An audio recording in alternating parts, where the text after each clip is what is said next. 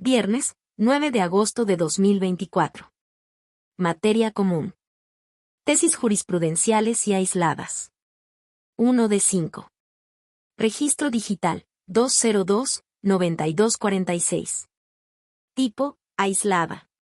Excepción al principio de definitividad en amparo indirecto. En la admisión de la demanda no es factible determinar si se actualiza la prevista en la tesis de jurisprudencia 1A/J 77/2013. Décima.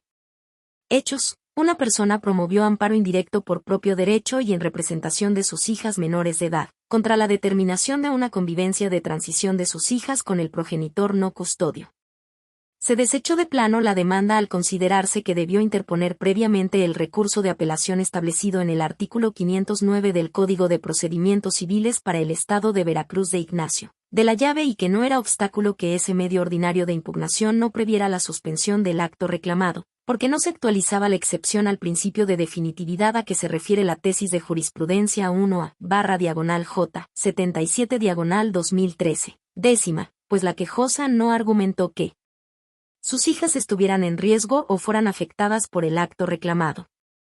Criterio jurídico. Este tribunal colegiado de circuito determina que en la admisión de la demanda de amparo indirecto no es factible determinar si se actualiza la excepción al principio de definitividad prevista en la tesis de jurisprudencia indicada. Justificación. La primera sala de la Suprema Corte de Justicia de la Nación estableció una excepción al principio de definitividad en la tesis de jurisprudencia citada, cuando a. En el juicio de amparo se encuentran involucrados los derechos de personas menores de edad. B. El recurso ordinario que deba interponerse no prevea la suspensión del acto reclamado. Y C. Cualquiera de las partes en el juicio de amparo alegue que la ejecución del acto reclamado pondría en riesgo o afectaría a las personas menores de edad.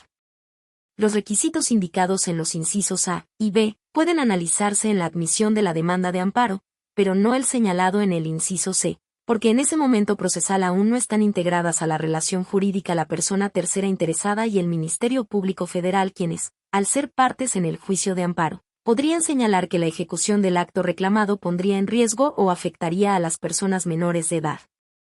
Por ende, aun cuando la quejosa no alegue en la demanda riesgo para la persona menor de edad de ejecutarse la resolución reclamada, ello no significa que deba desecharse de plano con el argumento de que no se actualiza la excepción señalada. De ahí que no se configura de manera manifiesta e indudable la causal de improcedencia prevista en el artículo 61, fracción 18, de la Ley de Amparo. Segundo Tribunal Colegiado en Materia Civil del Séptimo Circuito. 2 de 5. Registro digital, 202-9256. Tipo, aislada. Recurso de queja por denegada apelación. No es necesario agotar el recurso de revocación contra el auto que lo desecha o niega su admisión, para que proceda el juicio de amparo. Legislación del Distrito Federal, ahora Ciudad de México. Hechos. En un juicio de amparo en el que se reclamó el auto que negó la admisión del recurso de queja por denegada apelación, el juez de distrito estimó que en contra de esa resolución no se agotó el principio de definitividad, ya que no se hizo valer el recurso de revocación por virtud del cual pudo modificarse, revocarse o nulificarse, razón por la que desechó la demanda. Criterio jurídico. Contra el auto que desecha o niega la admisión del recurso de queja por denegada apelación, no es necesario agotar el recurso de revocación para que proceda el amparo. Justificación. Conforme al principio de definitividad que rige en el juicio de amparo se exige que previamente a promover la demanda se agoten los recursos contemplados en la ley, mediante los cuales pueda ser modificado, revocado o nulificado el acto que se reclame. Ahora bien, la observancia de ese principio no debe llevar al extremo de entorpecer el derecho de acceso a la justicia porque el recurso que se exija agotar se traduzca en una traba o en un requisito no razonable o excesivo. Luego, si contra una determinación se interpone apelación, que es desechada, e igualmente se desecha el recurso de queja contra la denegación de la apelación, debe considerarse que no es necesario agotar enseguida el de revocación para que proceda el amparo, pues de esta manera se crea una cadena de recursos que finalmente provoca entorpecer el derecho de acceso a la justicia, al resultar excesivo exigir la interposición de un tercer recurso. Octavo Tribunal Colegiado en Materia Civil del Primer Circuito. 3 de 5. Registro digital, 202-9259. Tipo, aislada. Suplencia de la queja deficiente prevista en la fracción B del artículo 79 de la Ley de Amparo.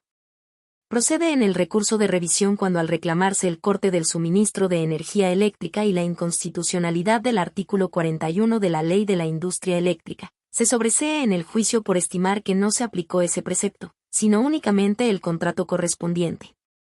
Hechos. Se promovió amparo indirecto contra el corte del suministro de energía eléctrica y el artículo 41 de la Ley de la Industria Eléctrica, en el que se sobreseyó por estimarse que las autoridades que efectuaron el corte no tenían el carácter de responsables, al basar su actuar en un contrato mercantil, y porque no se acreditó que dicho acto se hubiera fundado en la norma impugnada. Criterio jurídico. Este tribunal colegiado de circuito determina que la suplencia de la queja deficiente prevista en la fracción B del artículo 79 de la Ley de Amparo procede en el recurso de revisión cuando al reclamarse el corte del suministro de energía eléctrica y la inconstitucionalidad del artículo 41 de la Ley de la Industria Eléctrica, se sobresee en el juicio por estimar que no se aplicó ese precepto, sino únicamente el contrato correspondiente. Justificación. En términos de la tesis de jurisprudencia P/J, 34/2018, décima, del Pleno de la Suprema Corte de Justicia de la Nación, para que se actualice la figura de la suplencia de la queja deficiente prevista en la fracción B del artículo 79 de la Ley de Amparo, es necesario que exista una violación manifiesta de la ley que haya dejado sin defensa a la persona quejosa, la cual se actualiza en el caso, porque el órgano jurisdiccional no advirtió que las cláusulas 5ª y 18ª del contrato mercantil para el servicio de suministro básico de energía eléctrica en baja tensión en la modalidad pospago, conllevan la aplicación del artículo 41 de la Ley de la Industria Eléctrica, y que al estar inmersa en el contrato la norma reclamada, se actualizaba la excepción establecida en la tesis de jurisprudencia 2A/J, 30/2018, décima, de la Segunda Sala del Alto Tribunal para promover amparo. Segundo Tribunal Colegiado en Materia Civil del Séptimo Circuito. 4 de 5. Registro Digital, 202-9260. Tipo, aislada. Suspensión definitiva en amparo indirecto. Pueden modificarse sus efectos cuando se concede para que no se ejecute la sentencia que redujo una pensión alimenticia, ante la existencia de acreedores alimentarios diversos de los actores en el juicio en que se fijó, para distribuir equitativamente su monto. Hechos. En amparo indirecto se solicitó la suspensión del auto que ordenó ejecutar la sentencia definitiva dictada en un juicio de alimentos, en la que se redujo la pensión alimenticia fijada provisionalmente, del 55% al 25% del salario percibido por el acreedor.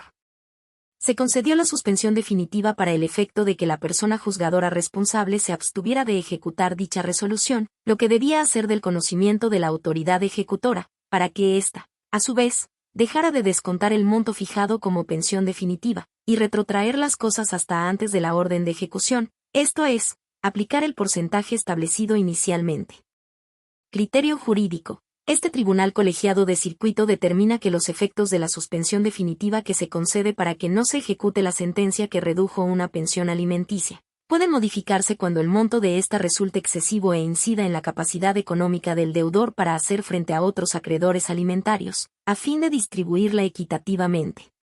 Justificación. Cuando al conceder la suspensión definitiva no se analiza la apariencia del buen derecho, en el sentido de que la sentencia que redujo la pensión alimenticia provisional tuvo en cuenta la existencia de otros acreedores alimentarios del deudor, al incidir el monto de ésta en su capacidad económica para hacer frente a esa obligación, y al haberse impuesto inicialmente una carga excesiva, deben modificarse los efectos de la medida cautelar para que no se suspenda de manera total la ejecución de la sentencia que redujo la pensión provisional y fijó la definitiva de acuerdo con la capacidad económica del deudor alimentario y, en atención a los principios de equidad y proporcionalidad de los alimentos, previstos en el artículo 397 del Código Civil del Estado Libre y Soberano de Guerrero número 358, así como al interés superior de la infancia, garantizar el derecho a recibirlos equitativamente, en proporción a todas las obligaciones alimentarias que tiene el deudor.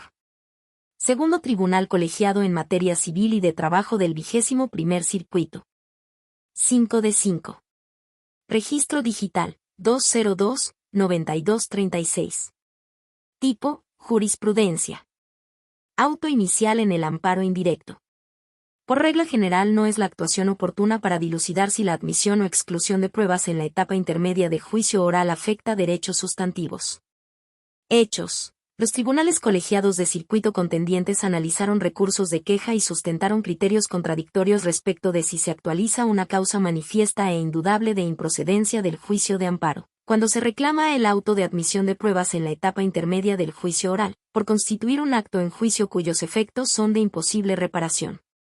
Mientras que uno sostuvo que se actualiza de manera manifiesta e indudable la prevista en el artículo 61, fracción 23, en relación con el diverso 107, fracción v, interpretado a contrario sensu, de la ley de amparo, pues la Suprema Corte ha sostenido que, por regla general, el juicio es improcedente contra la admisión de pruebas en el proceso penal, por no ser un acto de imposible reparación. El otro consideró que no se actualiza dicha causal, por lo que para que el juzgador pueda determinar si las pruebas admitidas o excluidas por el juez de control transgreden o no derechos fundamentales, es necesario que admita a trámite la demanda de amparo.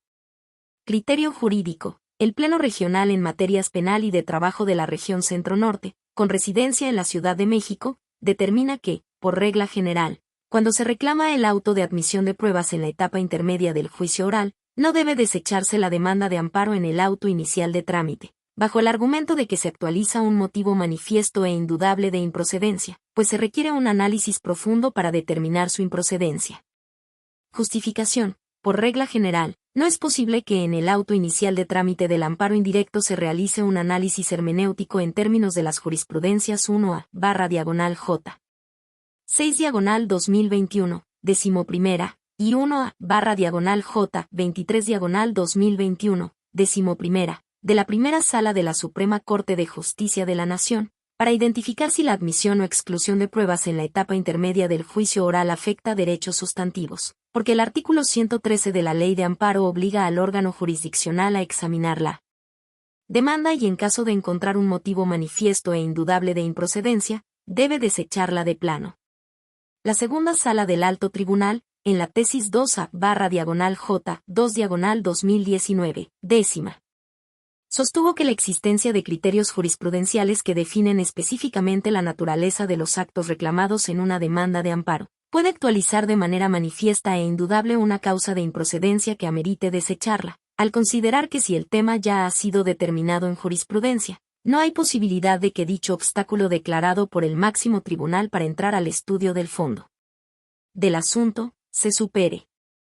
Sin embargo, también ha referido que un desechamiento solo se justifica cuando de modo directo y preciso se aborda ese tema en la jurisprudencia relativa y no cuando a base de interpretaciones y razonamientos se llega a la aplicación del criterio de la tesis. Por regla general, no procede desechar la demanda en el auto de inicio al considerar que resulta improcedente cuando se reclama el auto de apertura a juicio en el que se resolvió la admisión y o exclusión de medios de prueba, por considerar que se actualiza la causal de improcedencia prevista por el artículo 61, fracción 23, en relación con el 107, fracción v, interpretado a contrario sensu, ambos de la Ley de Amparo. Para determinar si se está ante actos en juicio, cuyos efectos sean de imposible reparación, el órgano jurisdiccional debe realizar un análisis hermenéutico para dilucidar si efectivamente afecta los citados derechos, cuestión que es propia de la sentencia definitiva.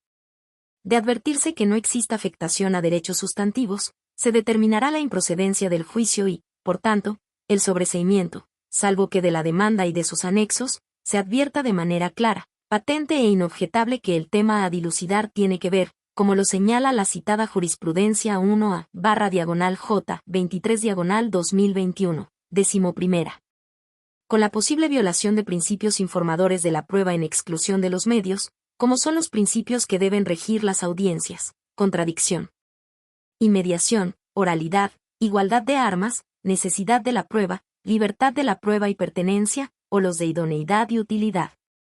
Pleno Regional en Materias Penal y de Trabajo de la Región Centro-Norte, con residencia en la Ciudad de México.